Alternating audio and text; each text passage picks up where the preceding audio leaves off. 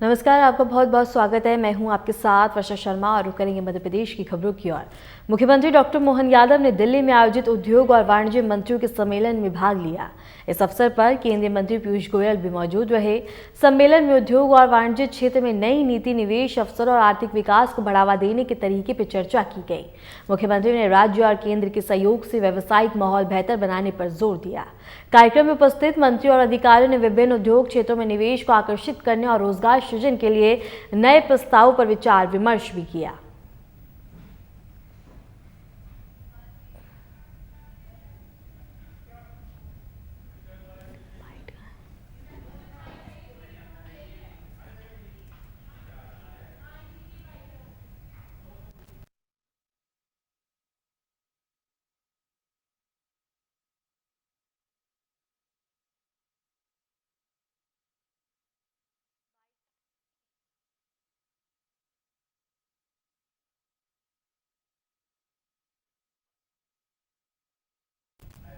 और इसके साथ ही बता दें कि पीयूष गोयल भी यहाँ मौजूद रहे, जहाँ कार्यक्रम का आयोजन किया गया, जहाँ बता दें कि नए अवसर और निवेश पे चर्चा और विचार विमर्श देखने को मिला। यहाँ बता दें कि सभी ने बढ़ चढ़कर हिस्सा लिया और इसके साथ ही कार्यक्रम का आयोजन किया गया, जहाँ मध्य प्रदेश के मुख्यमंत्री डॉक्टर मोहन यादव ने अपनी सहभागिता दर्ज कराई। इस दौरान उनके साथ मंत्री पीयूष गोयल भी मौजूद रहे, जहाँ नए अवसर और इसके साथ ही निवेश पर विचार विमर्श किया गया।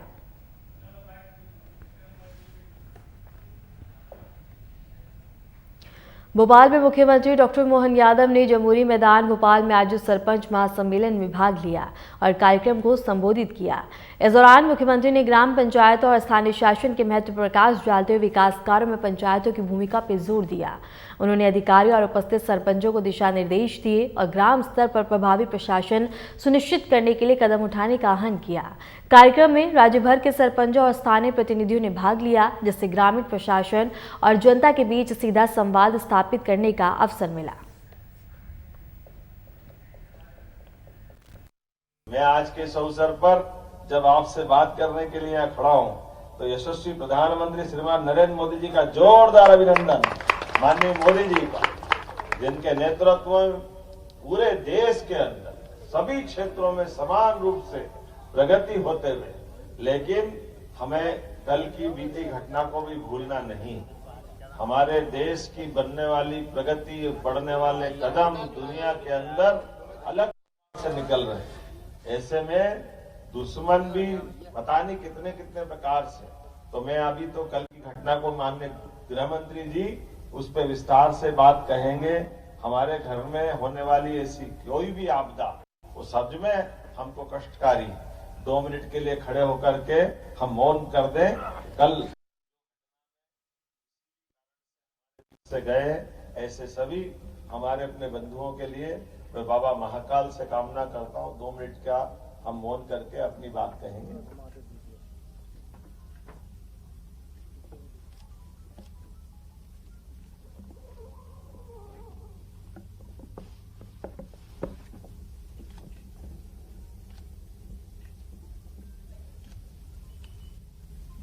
ओम शांति।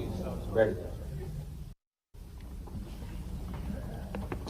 हमारी अपनी ऐसी रोजमर्रा की गतिविधियों में इतना बड़ा देश और इस बड़े देश के अंदर यशस्वी प्रधानमंत्री ने 10-11 साल में कितने प्रकार से कितनी सारी चीजों की चिंता की। इसलिए हमारे देश के यशस्वी प्रधानमंत्री पे हमको भरोसा है, माननीय गृह मंत्री पे भरोसा है।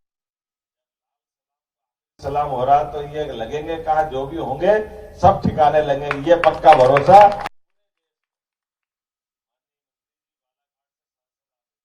ऐसी कई सारी घटनाओं का और कितने प्रकार के ऐसे व्यवस्थाओं के बीच अपनी हिम्मत से इन सारी बातों से बाहर आना पड़ता है।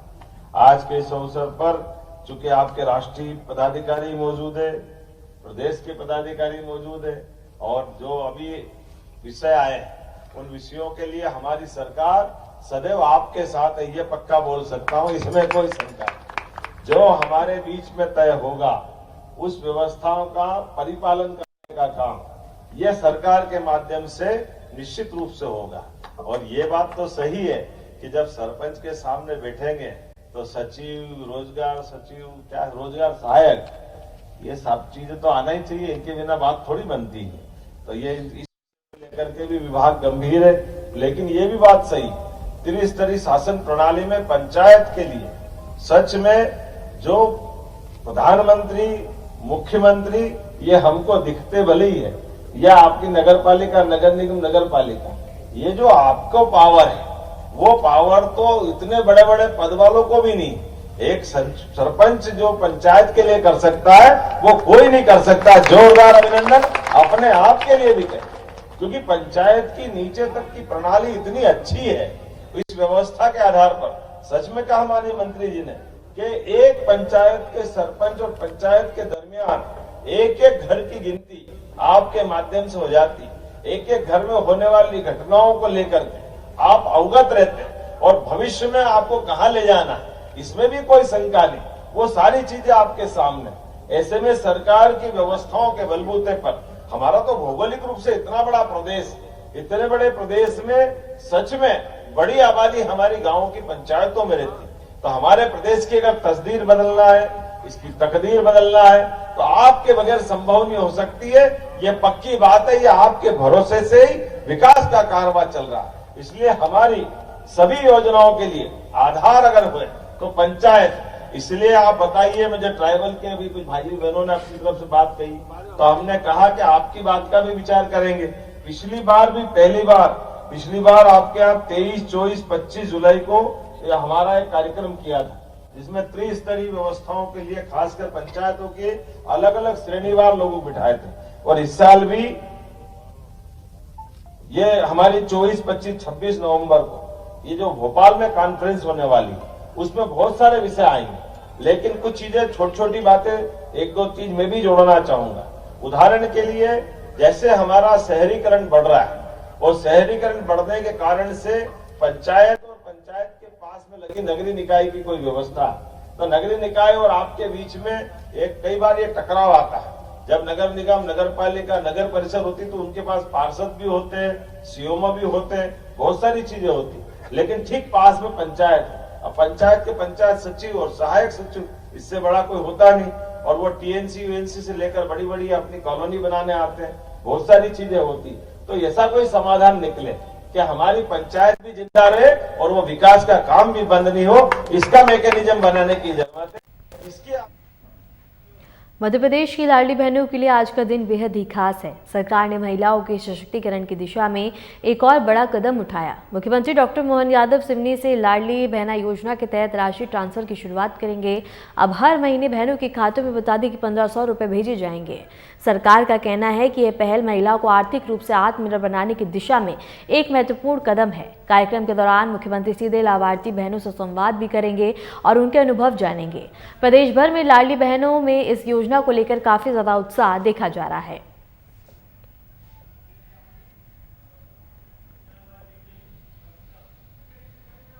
महाकाल मंदिर में अलर्ट के मद्देनजर सुरक्षा व्यवस्था और भी बता दें कि कड़ी कर दी गई है। मंदिर परिसर में 3 लेयर की सुरक्षा तैनाती की गई है। पहली लेयर में सिक्योरिटी गार्ड, दूसरी में होमगार्ड के जवान और तीसरी लेयर में पुलिस के सशक्त बल के जवान मुस्तैद हैं। मंदिर आने वाले श्रद्धालु और उनके सामान की भी जांच की जा रही है। सुरक्षाकर्मी मंदिर परिसर और आसपास के इलाकों में लगातार सर्चिंग अभियान चला रहे हैं ताकि किसी भी तरह की संदिग्ध गतिविधि पर तुरंत कार्रवाई की जा सके।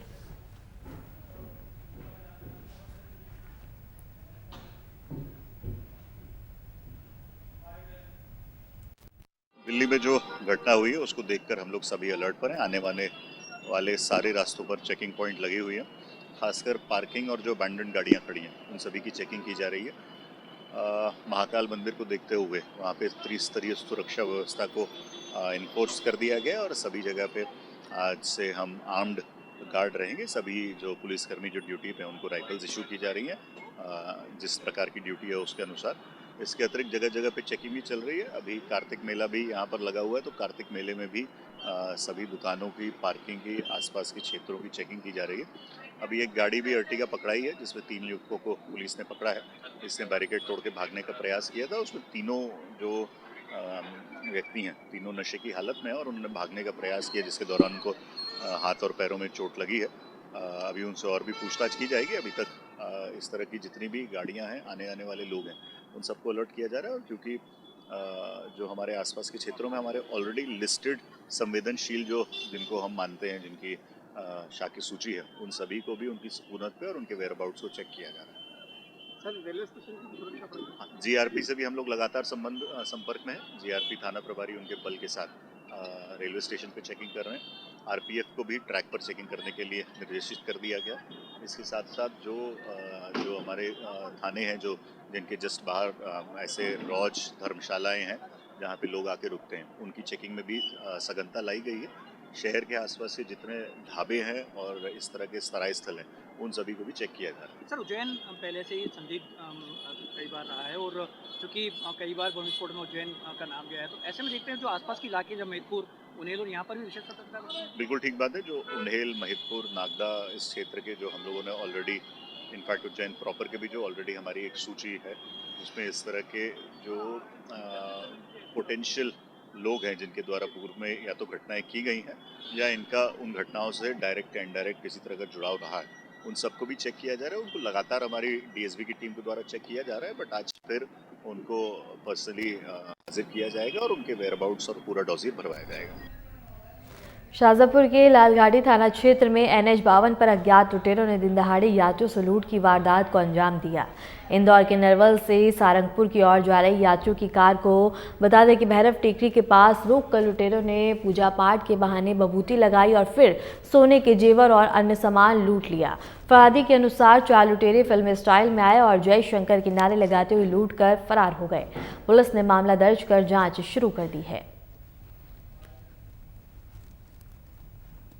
हम इंदौर से यहाँ सारंगपुर के लिए आ रहे थे। मेरी मासी इन्हों के साथ लेके, मेरे साथ बच्चे भी थे, लेडीज़ भी थे, पूरा परिवार था मेरा। तो हम लोग आ रहे थे तो घाटी चढ़ते हुए, अपनी नेनावत की घाटी ये चढ़ते हुए कुछ लोग आए, असामाजिक लोग, मतलब साधु के भेष में थे, जो नागा साधु रहते हैं उनके भेष में थे।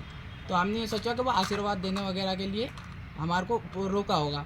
तो हमने जब रोका तो उन्होंने असामाजिक मतलब बहुत गंदी गंदी गाली बकी, मारने तोड़ने की बात करी उन्होंने। उसके बाद उन्होंने डायरेक्ट हमारे पास से, मेरी मासी के पास से चेन और पेंडल, उसमें चेन में पेंडल था, वो भी ले लिया और 2 अंगूठी ले ली। उसके बाद उन्होंने मारने काटने जैसी बात करी तो मैं वहाँ से, मेरे साथ फैमिली थी, बच्चे भी थे, तो मैं बचा के थोड़ी सी आगे ले गया। वहाँ की जगह मैंने मदद के लिए, एक ट्रक वाला खड़ा था उसके पास ले जाकर गाड़ी खड़ी कर दी। उसके बाद जो उनको देखा मैंने, तो वो लोग एक गाड़ी में बैठ के गए, वैन में। कितने लोग थे? वो लोग थे 5 लोग। मुरैना नगर में बता दें कि भ्रष्टाचार का एक और मामला सामने आया। कचहरी परिसर में मकान निर्माण की परमिशन दिलाने के नाम पर रिश्वत मांगी गई। जानकारी के मुताबिक नगर निगम के कुछ कर्मचारियों ने आवेदक से खुलेआम रिश्वत की मांग की।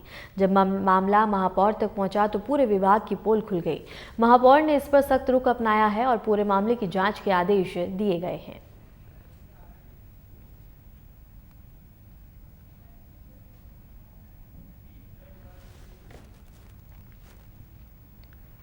महाराजा भोज स्मृति वसंत उत्सव समिति ने व्यापारिक मेले को नगर के बीच से हटाने की मांग को लेकर धार कलेक्टर के नाम एक ज्ञापन सौंपा। ज्ञापन में कहा गया कि पूर्व में कई बार निवेदन करने के बावजूद प्रशासन ने कोई कदम नहीं उठाया। समिति ने आरोप लगाया कि शासन द्वारा हिंदू समाज की भावनाओं की अनदेखी की जा रही है। साथ ही बताया कि केंद्रीय विभाग के अनुसार भोजशाला परिसर से 100 मीटर क्षेत्र में दुकान, लंगर या आयोजन अवैधिक है और ज्ञापन का वाचन योगेश देवड़ा ने किया है।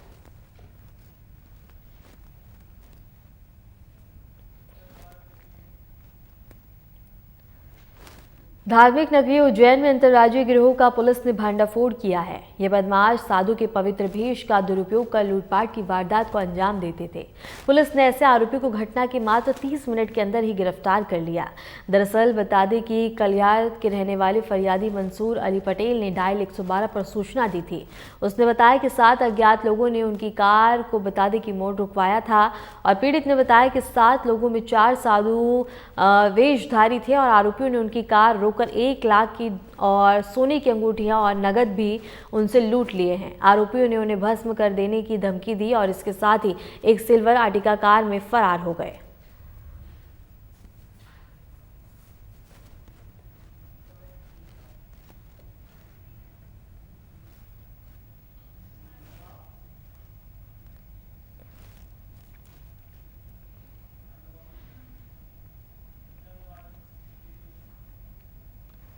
मध्य प्रदेश के खंडवा में एक युवक ने इस्लाम धर्म छोड़कर सनातन हिंदू धर्म को अपनाया। मामले में धर्म परिवर्तन करने वाले युवक का नाम आमिर खान है और उसने अपनी स्वच्छता से इस्लाम धर्म त्याग कर सनातन हिंदू धर्म को अपनाया है। यह पूरी प्रक्रिया शहर के अति प्राचीन महादेवगढ़ मंदिर परिसर में संपन्न हुई है। मामले में आमिर खान ने मंदिर पहुंचकर सनातन धर्म में लौटने की अपनी इच्छा मंदिर समिति के सामने जताई थी। उनकी इच्छा को देखते ही मंदिर के पुजारी द्वारा सबसे पहले उनका पवित्र नदियों के जल से स्नान करवाकर शुद्धिकरण किया गया। इसके बाद मंत्रों के बीच उन्होंने हवन किया, जो हिंदू धर्म में शुद्धिकरण और नए जीवन की शुरुआत का प्रतीक माना जाता है। इस अनुष्ठान का पूरा होने के बाद उनका नवीन नामकरण किया गया और आमिर खान अब अंगद बन गए हैं।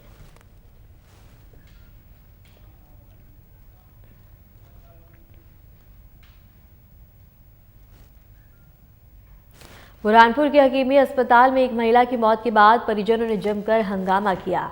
परिजनों का आरोप है कि डॉक्टरों की लापरवाही के चलते महिला की मौत हो गई है। जानकारी के अनुसार महिला का यूट्रस का चौथा ऑपरेशन होना था। परिजनों का कहना है कि ऑपरेशन के दौरान अधिक मात्रा में दवाइयां गलत तरीके से देने के चलते महिला को उल्टी हुई और उसकी मौत हो गई। मौके पर पहुंचे बीजेपी जिला अध्यक्ष और थाना प्रभारी ने परिजनों को समझाकर मामला शांत कराया और दोनों ने भरोसा दिलाया कि पोस्टमार्टम रिपोर्ट आने के बाद आगे की कार्रवाई की जाएगी। उन्होंने कहा कि अगर पोस्टमार्टम रिपोर्ट में किसी तरह की लापरवाही सामने आती है तो डॉक्टरों के खिलाफ सख्त कार्रवाई की जाएगी। फिलहाल महिला का शव पोस्टमार्टम के लिए भेजा गया है और पोस्टमार्टम रिपोर्ट आने के बाद ही मौत के कारणों का स्पष्ट पता चलेगा कि मेडिकल जटिलता के कारण हुई है या किसी लापरवाही का मामला है।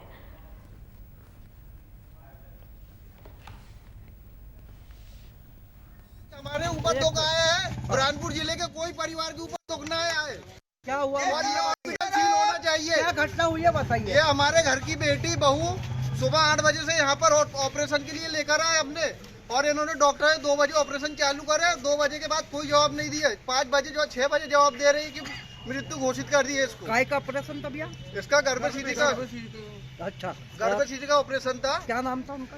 वैष्णवी। और आपका क्या नाम? आकाश। अब क्या चाहते हो आप? हम इंसाफ चाहते हैं कि जो हमारे साथ हुआ बुरहानपुर जिले की कोई जनता के साथ और ये हमारे से जुड़े हुए मेरे परिवार जैसा ही परिवार है, चौहान परिवार, जिंदालाल भाई का परिवार, मेरा भांजा है वो।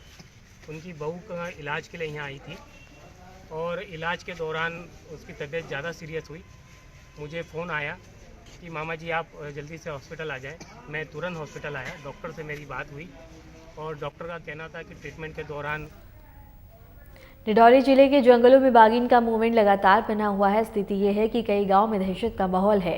ग्रामीण जंगल में जाने से डर रहे हैं और मवेशियों को घरों में ही बांध कर रखना पड़ रहा है। वन विभाग की टीमें लगातार मुनादी कराकर लोगों को सतर्क कर रही हैं और इसके साथ ही बता दें कि कई गाँव में दहशत का माहौल है और बाघिन लगातार घूम रही है। वन विभाग ने उसकी गतिविधियों पर नजर रखने के लिए जंगल में जगह जगह ट्रैप कैमरे लगाए हैं। बाघिन 1 दर्जन से ज्यादा मवेशियों का शिकार कर चुकी है, जिससे ग्रामीणों में भय का माहौल बना हुआ है। सर, डिंडोरी के जंगलों में बाघिन का आतंक है और कितने दिनों से ये मूवमेंट है और अभी तक कितने जानवरों को शिकार कर चुकी है? लगभग 1.5 महीने से बाघिन का मूवमेंट डिंडोरी क्षेत्र में हम लोगों ने ऐसा पाया है और अभी तक लगभग 12 से अधिक जो मवेशी हैं उनके 11 प्रकरण हमारे संज्ञान में आ चुके हैं। सर एक पड़ा का भी शिकार किया है, शायद घायल होता है, उसका इलाज वगैरह किए? देखिए, शासन के जो दिशा निर्देश हैं तो 11 प्रकरण में भी शासन जो है वो उचित मुआवजा जो पशु की जो कीमत है वो शासन के द्वारा दी जाती है और साथ में पशु घायल होने के उसके इलाज में भी जो खर्च लगता है वो भी शासन द्वारा वापस जो भी जिसका भी मवेशी। नाम है आपका? राम सेवक। कल फॉरेस्ट वाले आए थे क्या मुनादी कराने के लिए? हाँ, कल आए थे। किस चीज़ का मुनादी करवाए हैं? इससे गाय ग्रोथ का बस्त रखो इसका। क्या कारण है? बग होया इससे। कितना दिन हो गया? आयो तो पूरे बारिश से है। डिंडौरी के शाहपुर वन परिक्षेत्र की टीम ने करंट का इस्तेमाल करके जंगली सुअर और टियर का शिकार करने वाले 3 शिकारियों को गिरफ्तार किया। रेंजर सुदेव मिश्रा के नेतृत्व में टीम ने मुखबिर की सूचना पर गांव में दबिश दी और इसके साथ ही इनको गिरफ्तार किया गया है। आरोपियों के पास से करीब 28 किलो मांस भी जब्त किया गया और तीनों के खिलाफ वन्य प्राणी सुरक्षा अधिनियम के तहत केस दर्ज कर उन्हें न्यायालय में पेश किया जाएगा। अधिकारियों ने कहा कि इस तरह की कार्रवाई से जंगल और वन जीवों की सुरक्षा को मजबूती मिलेगी।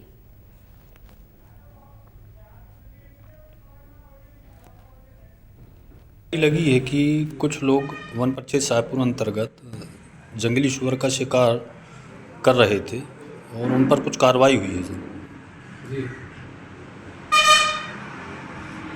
दिनांक 8/11/2025 की दरमियानी रात ग्राम खुदवारी में मुखबिर द्वारा सूचना दी गई विभाग को कि वहाँ कुछ शिकारियों द्वारा फंदा लगाया गया है जंगली जानवरों के शिकार के लिए।